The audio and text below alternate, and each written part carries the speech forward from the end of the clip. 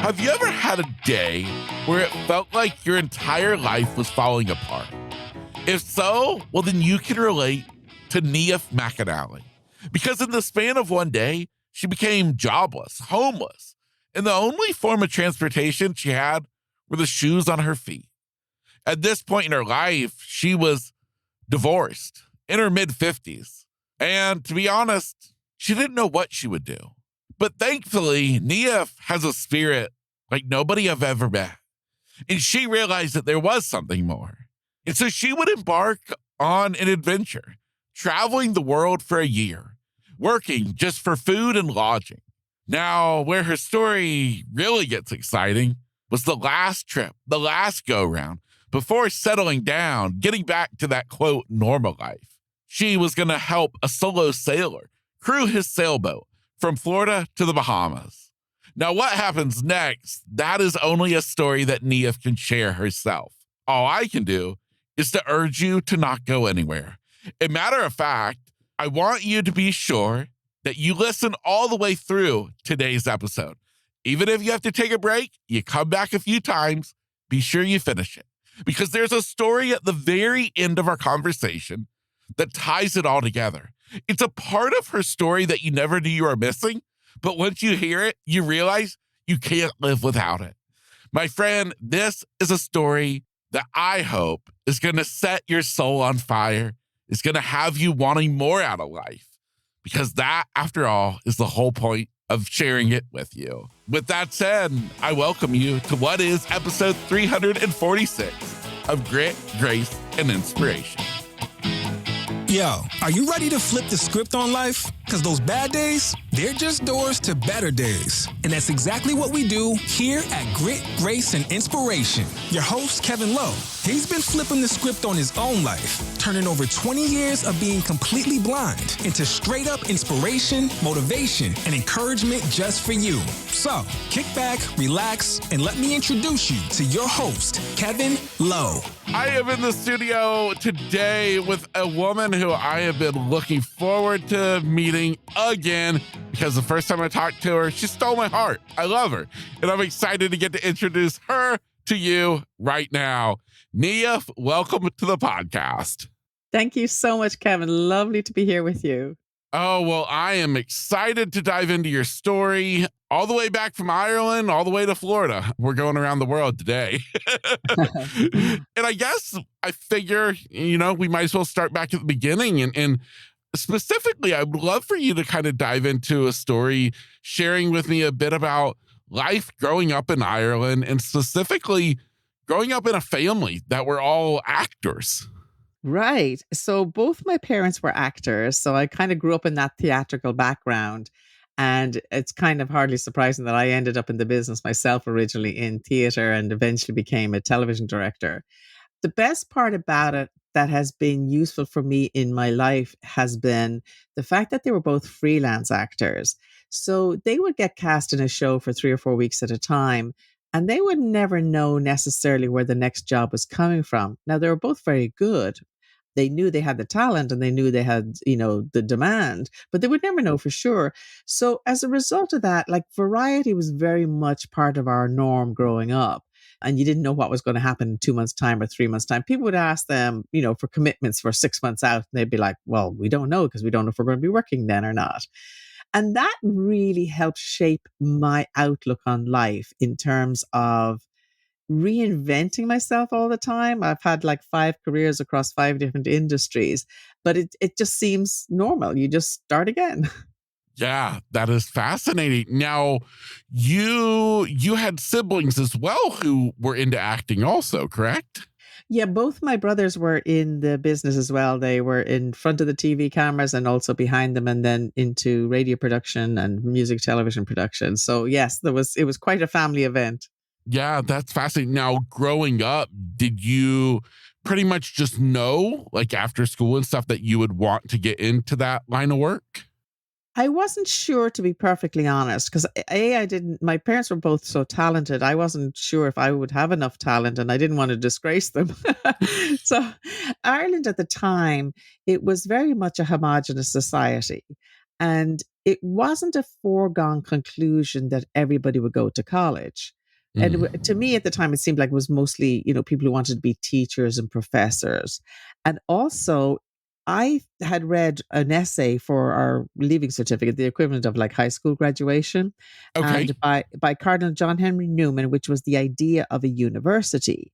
And in it, he said something that has resonated with me my entire life was it's a school of knowledge of every kind, consisting of teachers and learners from every quarter. And so I thought to myself, well, I'm not going to see that diversity in Ireland. Now, certainly it's a much more diverse country now. But at the time, I would loved English and I loved French. So I took off as a teenager to Paris, France, and went to study French language and literature at an international class in the Sorbonne University. And that opened my eyes to the world, if you like, because everybody was from a different country. And also, I was living in the family with a French family minding one of the children. So I thought, there's so much to do and see in the world, and I wanted to go. But I came back to Ireland at the end of, I think it was 18 months, not quite 18 months. And it was time to, well, maybe I should try and support myself now and get a job. So- and it was coming up to the Dublin Theatre Festival. I remember it was autumn time. And I got a job working as the assistant stage manager on one of the shows that was a couple of weeks in rehearsal and then 2 weeks playing in the Olympia Theatre, I remember. And then that was like, I really like this, it really kind of helped me with my artistic talents and creativity. So I kept going and I was working in theatre for a number of years and then ended up with the Abbey Theatre, which is the National Theatre of Ireland. And I trained as a trainee director, had another bit of experience over in London with one of Sir Peter Hall, who was a director who took on trainee directors. And then finally, I moved into the area of television and became a TV director. Wow. Wow. So you were the woman behind the scenes making everything work. Right, exactly. From the beginning, I was kind of like, I was testing the waters in front of the scenes, if you like. But then after that, it was like, no, behind the scenes was where I really felt that that was my spot. Yeah, absolutely. I love it. Well, you mentioned about reinventing yourself.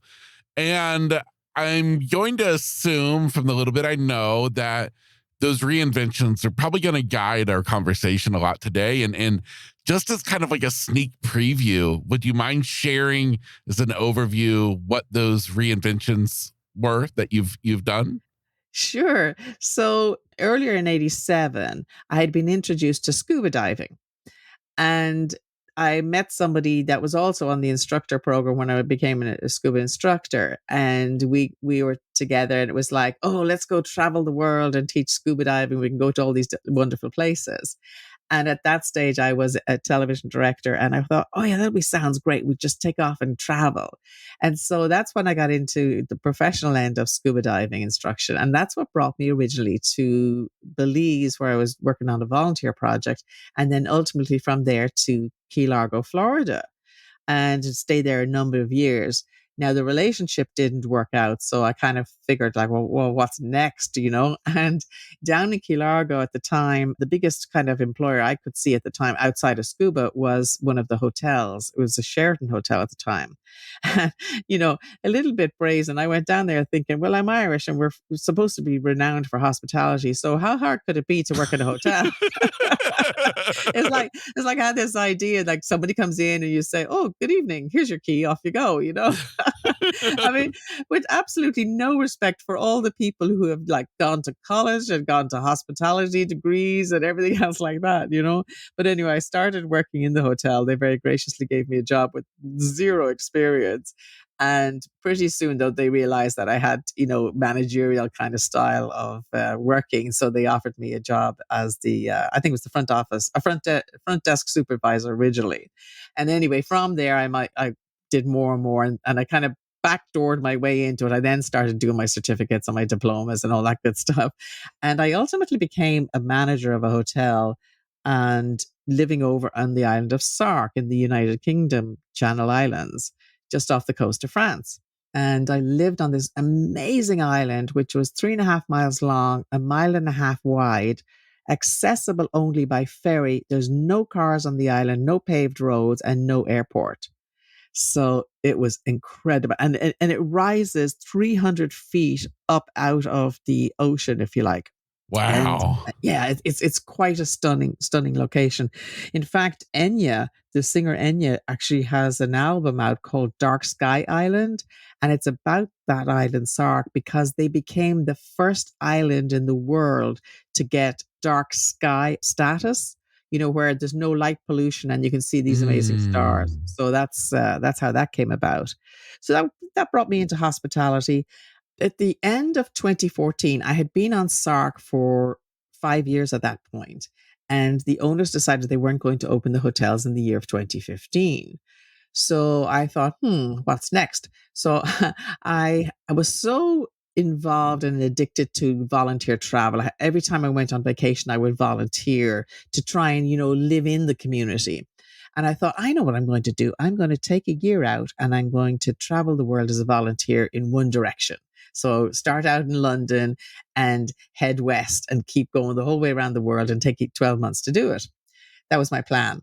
And it worked out really well. I did some amazing projects like in St. Bart's, down in New Zealand. I was in many of the islands in South Pacific, like Fiji, Vanuatu, Tonga, French Polynesia, back up through Palau, across Asia, and then eventually back to London, right? Job done. And then right. And then I saw one more project on this website that I used to go to find these volunteer projects. And it was to help a solo sailor crew his boat from Florida to the Bahamas. And it was only going to take a month. So I thought, perfect, I'm going to apply for that. And in the meantime, I'll send out my resumes and then I'll be back in time by the time I get interviews, etc. Well, I get on the boat and let me just say, it was supposed to last a month, and I lived on that boat for 6 years. Yes. and then it turned out one of the things is the Captain Gary, was not looking for a relationship. Neither was I, by the way. But when you live 24/7 in a 40-foot space on the high seas and you have to rely on your fellow mariner for your safety, and there's no Wi-Fi, no internet, no cell service per se, guess what you do after the day is done? You sit and you talk. And we got to know each other so profoundly, through chit chat, but then some really deep conversations. Because Gary had a master's degree in spiritual psychology. And I had spent a year after my first trip to Fiji, with the Tony Robbins program, which really taught me an awful lot about why we do things and, and how you motivate yourself. And so the two of us came at similar conversations with similar approaches, but they were still different enough for us to, have meaningful conversations. So after that, it was like, And then I think we were 4 years on the boat and we were down in the Caribbean on a little island, or anchored off a little island called Beckway. And it was Thanksgiving and the sun was setting and he proposed on the deck. Amazing. Yeah, that was quite extraordinary. And then we were planning, that was 2019, and then we were planning on getting married in 2020. And we're going to have a big wedding over in Ireland. His family was going to come over and my family would be there. But of course, then COVID hit. So it took another year and a half. And we ended up doing a legal ceremony down in Antigua where we were. And then about 18 months later, we were able to have a wedding, but it was still quarantine time. So we flew to Ireland and we had a wedding reception for my family, and then flew back to America and had one a week later. Same outfits, everything, just hiked them up, put them on the plane, and off we went. And we did another wedding ceremony in America for his family. Wow. I love it. Well, that is quite the overview of this journey. Yeah, just the overview. Sorry about that. Oh my goodness. No, that is insane. So I'm so excited. Let's go back a little bit. And I'm curious about when you finally you went off and you became doing a scuba diving. And then that kind of just opened the door to all these new adventures. What did your family think? of you leaving this industry that they all were in? Did they think you were crazy, or were they in full support? I think everybody I know thinks I'm crazy most of the time. I'll tell you when the crazy comments came for sure. It was when I said I was going to go to sea with a man I'd never met before. That was like definitely on the top of the crazy list for them. They said to me like, how do you know he's not an axe murderer? And and what I didn't know at the time, what we've since laughed about, is that his friends were saying to him, "You're taking on somebody you've never met. How do you know this woman isn't a modern day pirate and going to take your boat away from you when we're 12 miles offshore?" And I'll tell you what, Kevin, the thing that all of those comments that really resonated with me and a decision I've made in my life, people out of the best interest, maybe they think they have your best interest at heart and say, "Oh, be careful of that," or "You shouldn't do this," or, you might get hurt there, that kind of thing.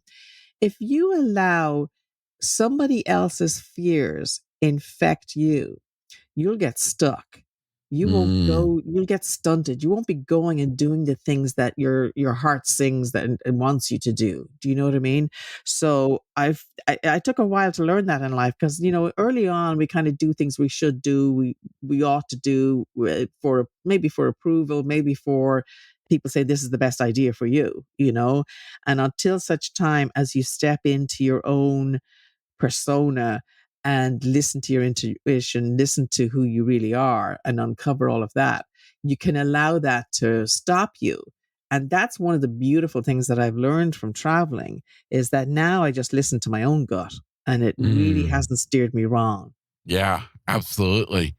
Well, I want to ask questions, and we're going to dive into this just crazy thing of going sailing with a stranger, and then it's turned into just a beautiful love story on the sea. But I feel as though it's important for us to back up a little bit in your story because you were involved in another relationship. You were actually married before.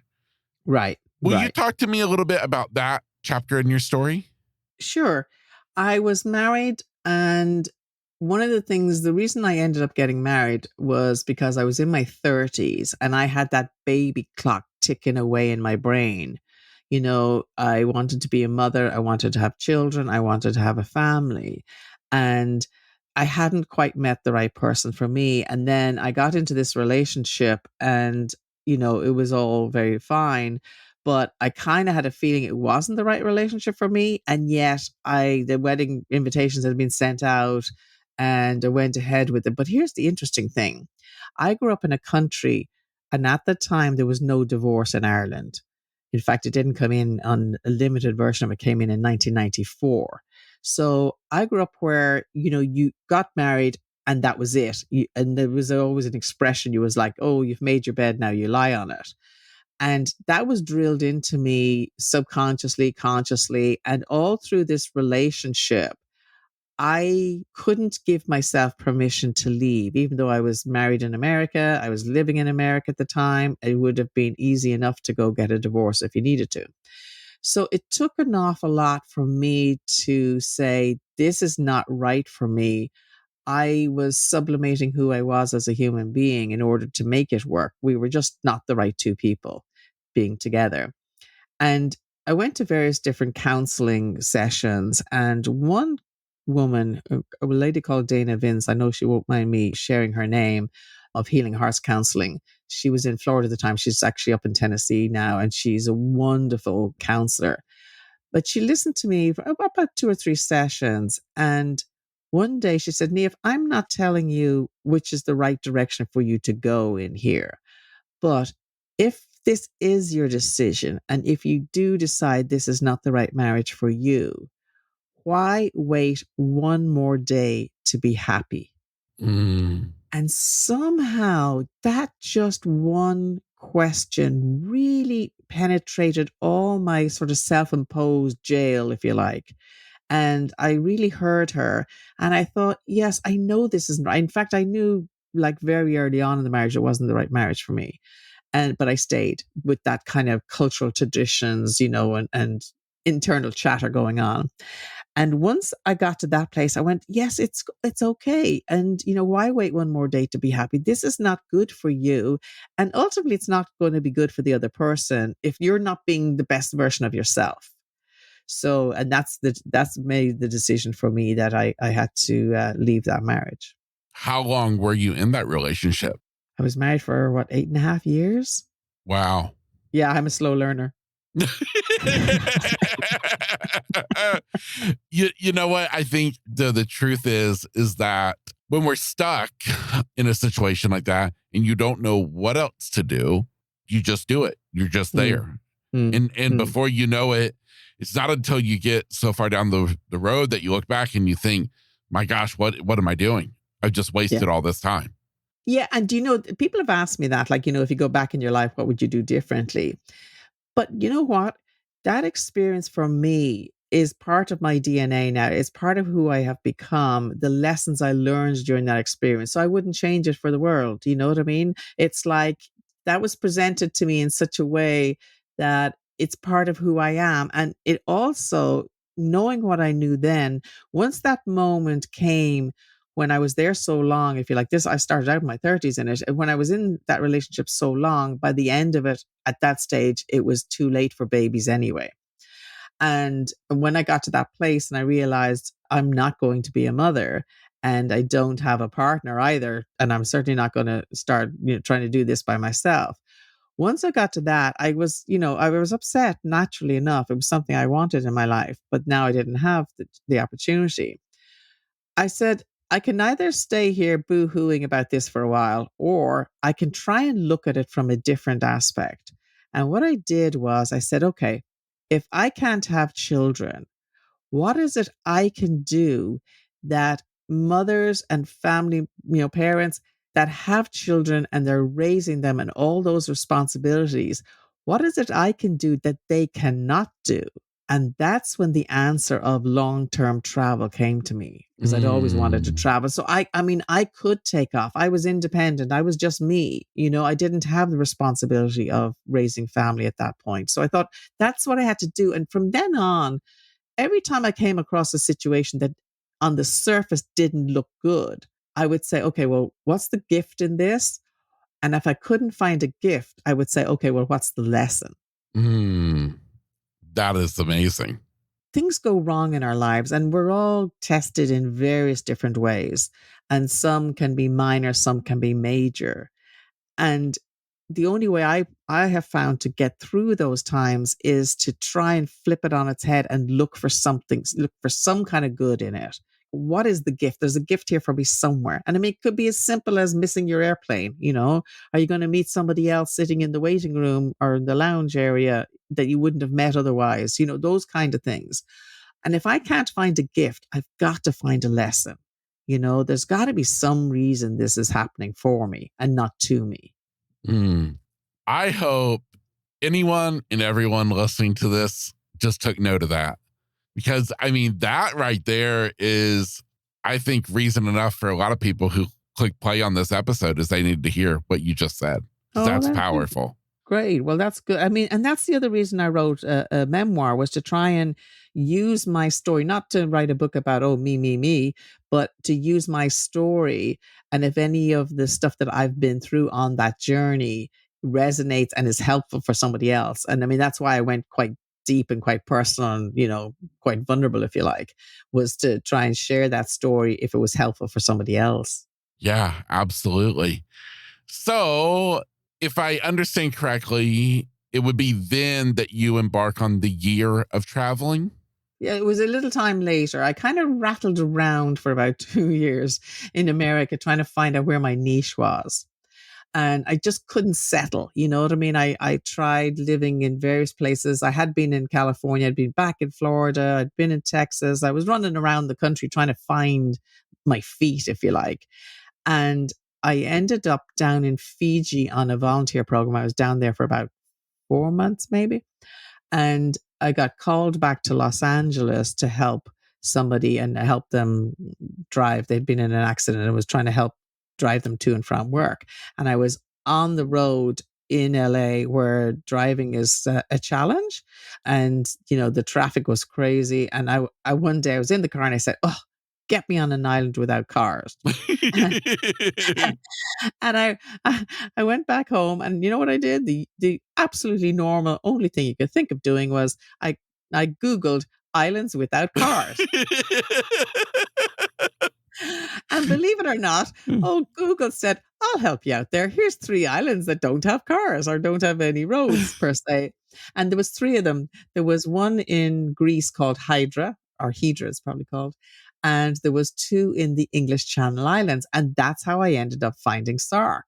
So that's when I thought, okay, time to pack up in America and head back across the Atlantic. And my mother was still alive at the time, and I wanted to be a little bit closer. So I moved to Sark. Now, the irony of that is that on Sark, you have to get a ferry to Guernsey. From Guernsey, you have to fly to Southampton or London. Then you got another plane to get to Dublin. When I was in Florida, could have jumped on a plane in Orlando and been in Dublin in 8 hours, much faster, But Yes. but that's why I was living there. I was living there for about 5 years, and it was then I ended up doing this world travel after those hotels closed. Okay. Wow. I love how all these pieces. So, I mean, it's rough. It's rough when you look at it from the big picture, but when you look at it kind of from today, it all kind of keeps piecing itself together. One step leading Exactly. to another, you know?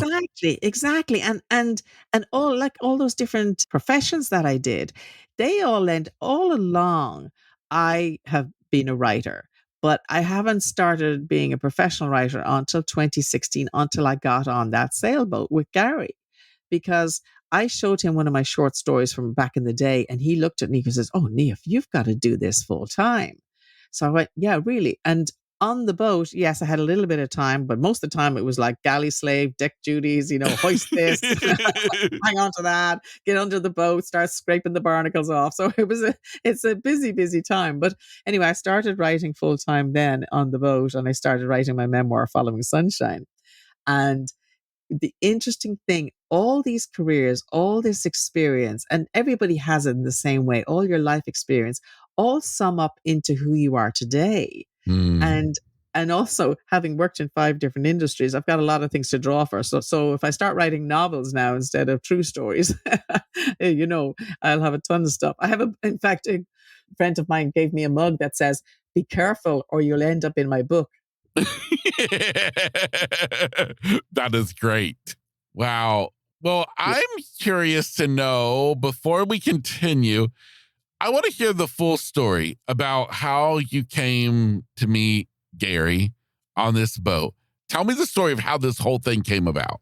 Well, it was at the end of the year volunteer traveling. He was looking for a volunteer because he was a solo saver. He had come out of a long-term marriage and a long-term land-based career. He was an entrepreneur. And he actually, believe it or not, in terms of counseling, he had gone to talk to a counselor as well. And at the time, apparently they said to him, "Oh, 80 is not the end of the world. And it's not necessarily the end of your life, but, at whatever age he was at that time, he was in his 60s." He said, "How would you want to spend the next 10 to 20 years of your life?" And he said, "There's things I want to go and do," etc. So he bought a boat, learned how to sail, although in fairness, he learned how to sail first and then bought the boat. But again, somebody who was embracing something later in life and saying, "I can learn. It's not over. Just because I'm in my 60s, it's not all over." And he spent about 6 months fixing the boat up and getting it ready. And he was in Florida and he needed some crew. And he advertised, and I saw it and I went, "Oh, all along, I always wanted to work at sea." And funnily enough, here's a funny story for you. Once upon a time, I applied for a job on a cruise line that did the rivers in America. And I got to second interview. And yes, all my experience in hotels, all my experience on boats, working in scuba diving and working on the boats, everything was going great. And then they said to me, "Right, the last thing we need from you is your transcripts from your bachelor's degree." And I'm like, Okay. And I want to say, but I went to the University of Life. You know what I mean? I don't have that one piece of paper. I have tons of certificates and diplomas in all sorts of industries, including one I forgot to tell you about, which is for 10 years, I was a retirement financial advisor and an insurance agent for life, health, and all that good stuff, long term care.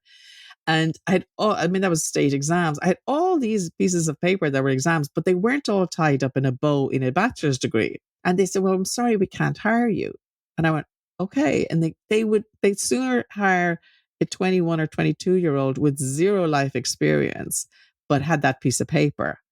And from that, I was like, I always wanted to work at sea. This is not going to work out. And so then when that volunteer job came up with Gary, I went, oh, here's my chance. I could do this for a month and just live on the ocean and see what it's like. So that's how that happened. Okay, interesting. I am so glad that they turned you down on that river cruise. It's really funny you should say that. Only about a week ago, we were talking, I don't know if you've heard of the movie Sliding Doors, where they set up this premise where this person was actually going down a tube, underground to get on a tube or a metro or something like that. And somebody bumps into them on the way down the stairs and they miss that train. And the story unfolds in two versions. One is their life as it would have happened had they got on the train, and the other was if the life that happened because they didn't get on the train. Anyway, the movie is called Sliding Doors, and I was talking to Gary recently about Sliding Doors, and I said to him, if I had had the bachelor's degree, I would have been working on that cruise line, and we would never have met. And then we started talking, well, would we have met in a different way? And the really funny thing, remember I was telling you I was in Los Angeles and I was driving somebody around, and I was actually staying in Marina del Rey, which is the harbor out there in Los Angeles, at the same time that Gary was looking for a boat, but we never met. And so the beauty, amazing, isn't it? And the whole thing about that is we weren't meant to meet at that point. And people have said to me, because we have such an incredible relationship, and then they joke and laugh, oh, you little newlyweds, you make us sick. But the funny thing about it is neither of us were ready to meet the other person at that time in our lives. We both had our own journeys and we had our own baggage to work out. And it wasn't until we were both ready. And I think that's what's making this particular relationship work really, really well. We've come into it as whole human beings. And there's three of us now. There's a me, there's a you, and there's an us, rather than you hear that expression, oh, my better half, or the other half of me, all that kind of stuff. But you need to be your own individual person and, not bring too much suitcases with you into the relationship. Yeah, absolutely. So I'm curious what happened after that month sailing trip with Gary. Well, I stayed on for about 4 months. And because the reason I didn't go back to work immediately was because I was heading to Ireland for a family reunion that summer. And as time was going on, I didn't get a job it was pretty difficult trying to do interviews while I was on the boat originally. And I wasn't getting hired or nothing was coming through. So I sort of said I'd stay on. And interesting, back to the people, and wasn't family, but it was friends were saying to me, you need to come back to America. You need to settle down. You need to get a job. You need to do this. And I started to think about it. And I said, well, what would I do if I went back and earned a ton of money? What would I do with my life eventually when it's time to retire?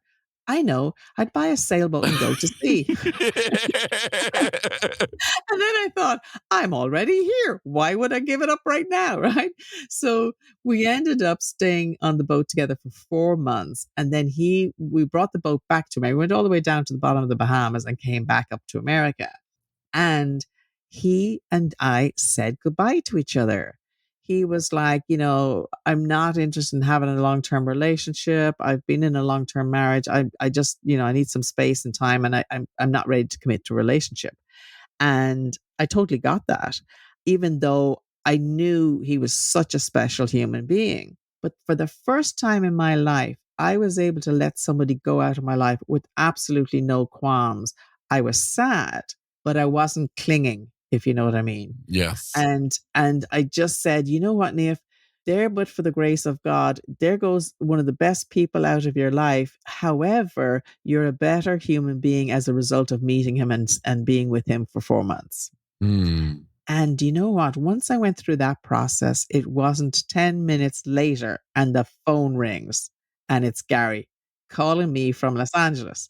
Now, the hilarious part is I was still living on his boat in the marina. I was driving his car around.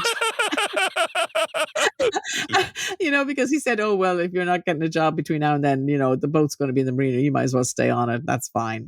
And I said, "Oh, I can still volunteer." So I was working like 5 hours in the morning, polishing the stainless steel, doing all that good stuff, and then writing in the afternoons. And so he calls me up and he first of all said, "What year did your father die?" And I went, "That's a funny kind of question." And I said, "1989. Why?" And he says, "Oh, well, I'm sitting here with some friends, and one of them is an actress, and she thinks she worked with your dad."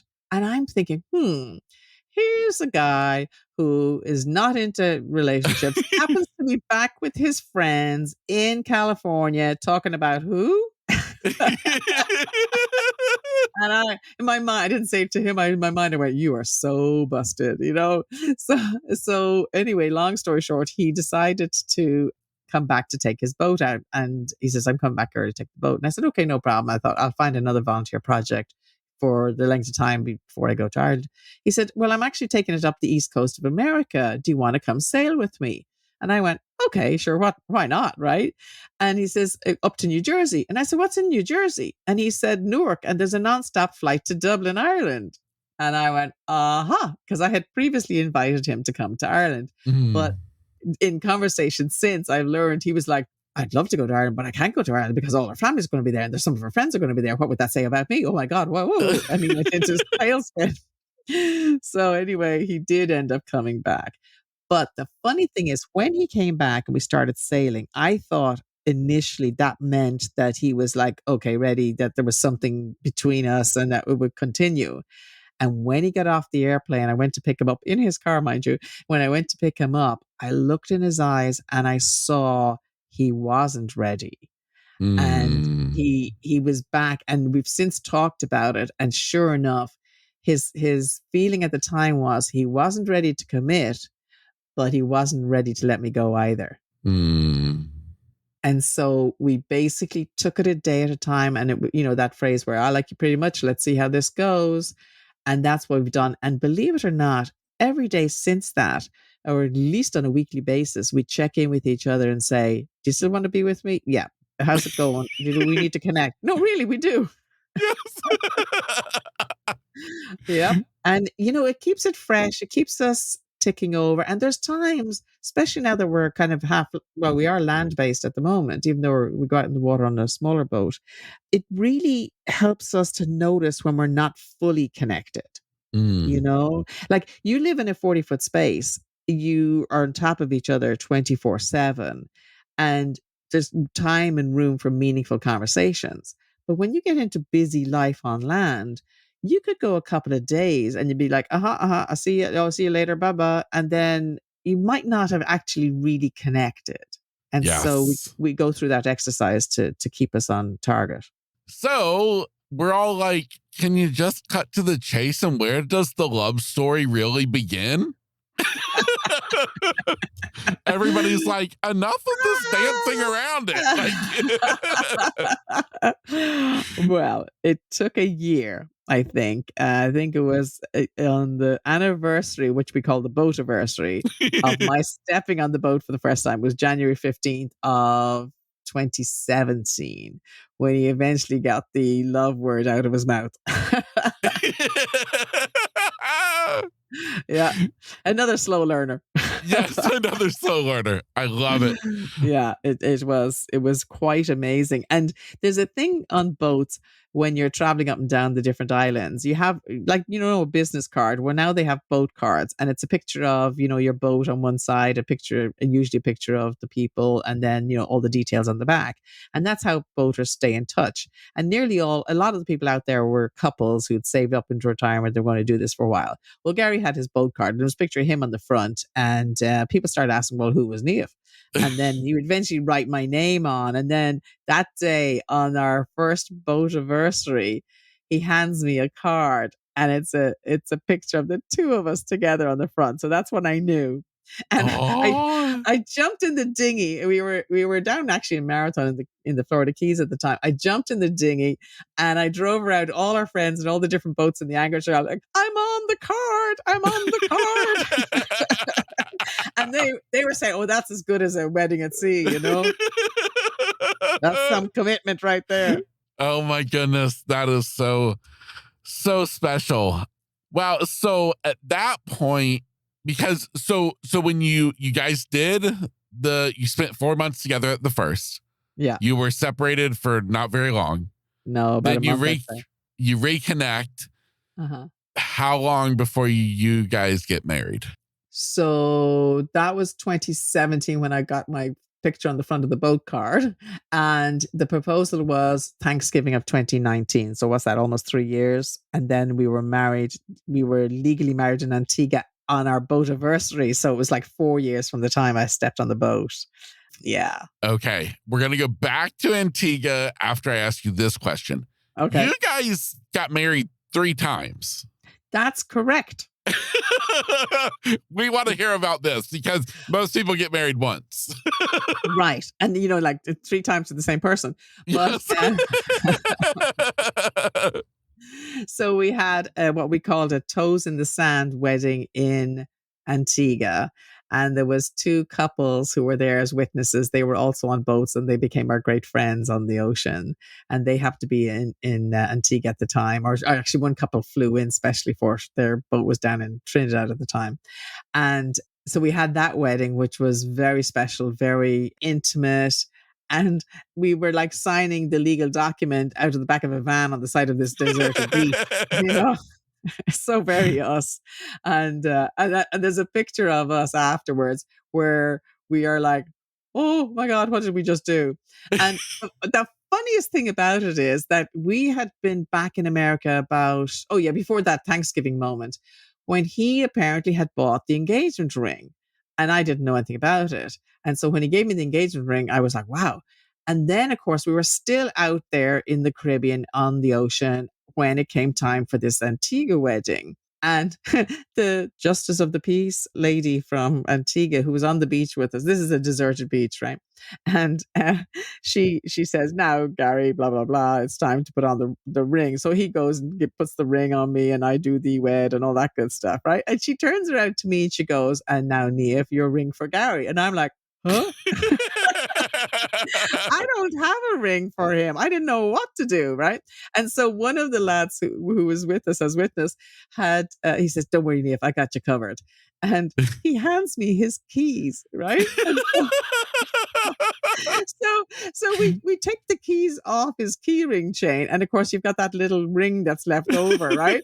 And Gary's looking, knowing full well, I don't have a wedding ring for him. He knows I don't, right? And so I'm going, not a problem. And then I just out this, well, there's a photograph. And I tell you what, he's cracking up laughing. He goes, I got you this most beautiful diamond ring with sapphires, like, it looks like us, 2 diamonds in a sapphire sea, and I get a key ring. Oh my God, it was priceless, absolutely priceless. But I will, in fairness, now I did get him a ring when we got back to land, so Yes. he wears a wedding ring now.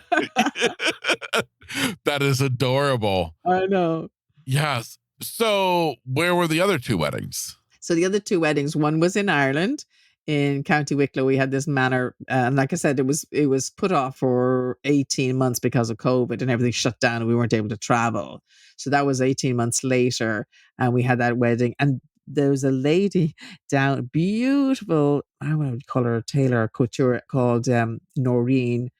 And in Antigua, she makes these dresses, and like she makes them on the cruise ship. People come in, they get a gown. She like tailors it, and then she delivers to the ship. So she's got some gorgeous stuff. So anyway, she had made a dress that I was going to wear at my official wedding, and it was, because of COVID, it was hanging up in the closet on land, and it was looking at me every time. I thought, are you going to eat that biscuit, or are you going to wear this dress? So it was hanging there mocking me for about a year and a half, like, yeah. And then it was one of Gary's grandchildren said, when are we ever going to have this wedding? Because I invited her to be a bridesmaid. And we just couldn't make it happen to bring the two families together. It would have been put off. And I said, you know what? I'm wearing this dress this year, or I'm not wearing it at all. That's it. I'm done, So that's why we ended up with the two extra weddings, one in Ireland and then one in America for him and Yeah. his family. Oh my goodness. I love it. And you know what? I mean, is something as special as the wedding, why do you have to just have just one, Right. Exactly. Exactly. And now, there's an expression in Ireland where we say, "Oh, to be sure, to be sure." Well, it's like, now I'm married, to be sure, to be sure, to be sure. Oh my goodness. I love it. So I mentioned about wanting to go back to Antigua because you're going to have to correct me if this is the start of your writing endeavor or if this was just along the way, because I know that you met two men in Antigua at some point that kicked off writing for you. Yes. Yeah, I had already started and actually finished my memoir, which is called Following Sunshine.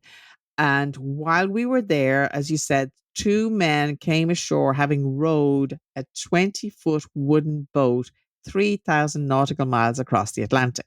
Wow. Exactly. I was like, what?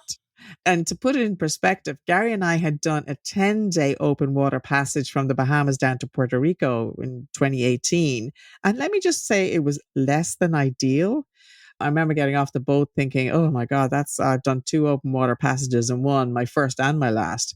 And it was really, really rough. And so I was fascinated by these guys. And when they crossed the finish line in the mouth of the harbor, they have this kind of Olympic podium moment where they light their handheld flares and hold them up. And it was such a moment. And we were out there in our dinghy, and I had my long lens camera with me, and I started, pretending I was a sports photographer. I was going click, click, click, click, click. And at one moment, I just turned around to Gary. I had goosebumps. I'm actually getting them now talking to you about it. I just said, oh my God, Gary, I've got the shot. Now, I didn't know it was going to be for. I didn't know it was going to be anything.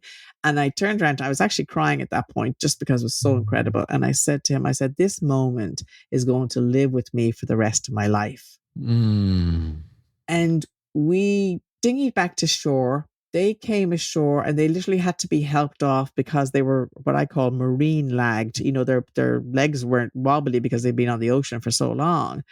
And we found out that they had no family on island to greet them. Now, there was locals and there was a couple of people from the race officials who were there to greet them. And so we went over to them after the whole ceremony was over, and we invited them onto our sailboat for their first home-cooked meal the following night. And we showed them the photograph I'd taken. And one of the lads, Paul, he was 55 at the time, and his partner doing the rowing with him was 65. And Paul had started out to do this challenge because he had survived a brain hemorrhage. He was a firefighter, and he thought, oh, I'm going to do something good with my life. And so he decided he was going to do the toughest challenge he could find. And that was to row across the Atlantic. There was only one slight problem. He didn't have a rowboat and he'd never learned to row before. But anyway, why would that stop him? So I showed him this photograph, and he said to me, Niamh, he said, that doesn't just sum up the 70 days at sea, but it also sums up the 4-year struggle it took to get to the starting line. And we started talking about it, and they found out I was a writer, and I was fascinated by their story. And it was like, you couldn't make this up. If you put this in a novel, people wouldn't believe you. They'd say, oh, it's contrived. So I said to them, yeah, I'd be interested in writing their true story on one condition. It couldn't be about how to row an ocean. But if they would dig deep spiritually, psychologically, and emotionally as to why they rode the ocean, how it affected their families, and after they had time to reflect, how had the experience changed them as human beings? I said, that's the story I'd be very happy to write. And that's what it is. And it turned out that photograph became the front cover of Flares Up, A Story Bigger Than the Atlantic. Wow. That is so amazing. Again, the puzzle pieces, they just fit together. Yep. Absolutely. And I was working with that book it took me about a year and a half to write because I couldn't write it out of my head. It was all Zoom call interviews. And this was all during COVID as well.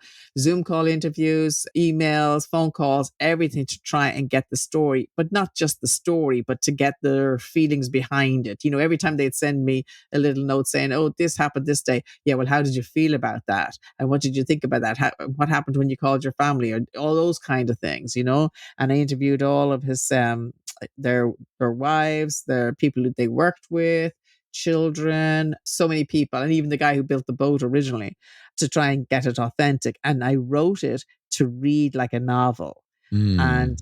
the beauty of it is, and this is a God-given talent I got. Yes, I learned my craft of writing, but I have this innate ability to put people in the situation. And the amount of people who've come back to me and said, I felt I was in that boat with them the whole way Mm. over. And I mean, it's not all just in the boat. Obviously, the whole run up to it. I think the first third of the book is actually them preparing and their family dynamic, and so it's not all in the boat. And then of course you see what happens to them afterwards. So after I'd finished all that and we had it out and was published by a UK publisher, and then we were doing some marketing on that, then I went back to my memoir, Following Sunshine, and I brought it up to date in the epilogue to the moment that I took that photograph. And so it just came out. And the subtitle of Following Sunshine is A Voyage Around the Mind, Around the World, Around the Heart. And it's Mm. my story. And that first part around the mind is like what we've been talking about growing up in Ireland, how it was impactful, growing up in the family I grew up in. And then the second part is around the world, which is that year I spent volunteering in all these different places. And the third one around the heart is from the moment I stepped on the sailboat and met Gary Krieger. Oh my goodness. Yeah. That sounds amazing. Yeah, it's a good old read, let me tell you. And for somebody dying to read it, where can people go to purchase this book? So in America, yeah, obviously it's on Amazon and it's in local bookstores. And the best place to follow me or to find me and to find all my different things that are coming out in new books, etc., is on my website, which coincidentally is called thewriteronthewater.com. So Original. yeah, very original. Let's just put it this way. It's a whole lot easier to spell when I'm doing a radio interview and people are like, what? Rather than my name, right? Which, as you know, is a Gaelic name. So there's a lot of letters and consonants in there. So my whole brand is called thewriteronthewater.com. The Writer on the Water. What Yeah. a beautiful name for a beautiful story with a beautiful woman. Honest to goodness, you yourself are amazing. Your story is just so joy filled. I think that's honestly the thing that I love the most about you and your story is a perspective on life that I wish more of us had, of looking at life for the beauty, for the joy, and finding those little moments in amongst it all to just appreciate it. And listening to you and telling this story that's turned into this just amazing love story, I think it gives all of us a little bit of hope, no matter where we are in life, that sometimes you just got to keep going because you never know what the decisions you make today, how they're going to impact tomorrow. Absolutely. And I mean, speaking of joy, there's no one better than you than looking at life through joyful eyes and encouraging everybody else with your podcast. And I think the one thing that I would share from my experience is number one, it's never too late. And number two, never put off a dream. Mm, I agree. I love it. Before we end, is there anything else that you want to be sure that this person listening today knows about you, about your story, about what you do or what you have coming up? Yeah, let me just very briefly tell you about my time in Bora Bora in French Polynesia. And Oh, yes, I kept putting that off. And the reason I put it off was number one, it's a very expensive destination. It swallows your firstborn, your wallet, your house, your mortgage, everything, right? And number two, it is the honeymoon capital of the world. So I was single at that time trying to find my place. And when I was going around was before I met Gary, and I kept putting it off. And then finally I found a way and I ended up staying 8 nights on board the main island for the price of one night on one of the resorts. And I found a little pension, and I ate from food trucks, and I got to experience the incredible, beautiful blue azure lagoon and the whole experience. And that taught me the lesson: never, ever, ever put off a dream, you know? Mm. And also, we don't know how we as one human being can impact another person. And a story that came up it's actually in the writing of, it's a little bit of a spoiler alert. It's in the writing of Following Sunshine. Years and years ago, when I was in one of those despondent places, is after, I was out of a relationship and I didn't know what direction to go in. I ended up sponsoring a kid from Bolivia. That back in the day, you were able, oh, here's a charity, and you write to the kid every week, and you sponsor them to help them either get more programs at school or something like that. And I did that, and I did it for two reasons. One, I made it my number one job, no matter what position I was in financially. I was going to do that every month. And number two, I wasn't going to tell anybody. And back to my whole psyche of freelance, variety, start again. It was the longest commitment of my life that I had ever done at that point, which was 10 years, to do this every month and write back and forth. And when the kid turned 18, the charity said, okay, you're done and dusted. Here's another kid you could start with. And I went, no, I'd like to keep writing to him. Thank you very much. And they said, no, we can't give you his details. So years and years and years and years passed by, and I was never able to find him. And then one day I'm on the boat with Gary, and this friend request comes up on Facebook. And I'm like, the name is kind of familiar, but I have no mutual friends. Who's this? And it turned out to be the boy Ivan, who's now a man. And guess what he became? He, from Bolivia, went on through that whole schooling, and he became a doctor. And he studied for 9 years in Cuba, and then went back to Bolivia, to his local town, and became the doctor in the local town. And I was like, oh my God, we've no idea how we can impact another human being. And now talk about the butterfly effect. Look how he's impacting other people by taking care of them, in remote areas. It's incredible. You know what it goes back to is love, is caring for one another, for taking the time to be there for one another. And you have to look at that, and you have to know in your heart that you had to play a massive role in where that man is today. Yeah, and Gary said to me, he said something like that to me, and I said, no, I just wrote to him, and we exchanged letters and all that kind of good stuff. Well, here's a massive spoiler alert. I'm only telling you. I haven't told anybody else in any conversations or interviews I did. I said to him, someday I want to meet him. And I can't go to Bolivia because where he lives is like way up in the mountains, and I suffer from altitude sickness. Well, for my birthday this year, I have 4 rules. One is I always celebrate on the day, not the Saturday before or after, because somebody else wants to not have a hangover going after a party. Number 3, I celebrate Mother's Day on that, Mother's and Father's Day on that day, not the day that the card company tells me to do it, because that's the day they became my parents. And number 4, I have to do something I have never done before my whole life. And this year, it was like, I'm running out of things because I've done quite a little bit of things, right? And I went, I want to go meet him.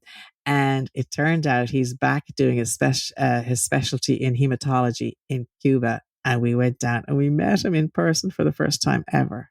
Oh my gosh. I know. I can't tell you how amazing that experience was. Yes. Wow. Niamh, you have made my day. I can only imagine for whoever's listening, wherever in the world they are, that you've made their day. Thank you from the bottom of my heart for being here today to get to share just this little piece of your story with me, with my listeners. It means the world. Well, thank you so much. I love talking with you. You are such an inspiration yourself. Oh, well, thank you so much. And for you listening, wow, what an interview that was. A conversation with a woman who is just a ray of sunlight, an amazing soul who I feel like we're all just been blessed by her presence today. So, my friend, if there's somebody you're thinking of that you know would love to hear this, be sure to share today's episode with them. And if anything else, just take something you heard today, put it into action in your life, always in the hope of making today a little bit better than yesterday and tomorrow even better than today.